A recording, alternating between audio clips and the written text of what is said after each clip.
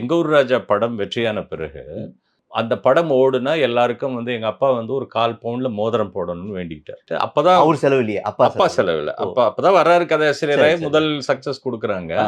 அப்ப 1/4 பவுன்ல மோதிரம் போடணும்னு வேண்டியிருக்காங்க சார். சரி, அந்த சரி. மோதிரம் வந்து அப்போ இந்த தண்ணி ஊத்துறவங்க, மேக்கப் மேன் எல்லாருக்கும் ஆமா. குடுத்துருக்காங்க. ஆமா. சிவாஜி சார் அத வாட்ச் பண்ணியிருக்காரு. பார்த்து என்னடா எல்லார் கையிலயும் மோதிரம் போட்டுட்டு இருக்கீங்க. இந்த மாரி ஆசிரியர் வந்து படம் ஓடுனதுக்கு எங்களுக்கு இது குடுத்துருக்காரு. ஓ! அப்படி அடுத்த அடுத்த படம் ஒரு சரி, செட்ல. சரி.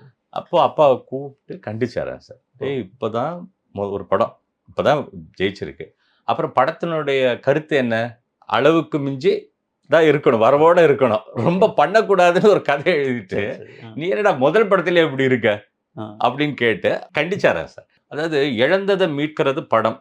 அப்பாவுடைய படம்.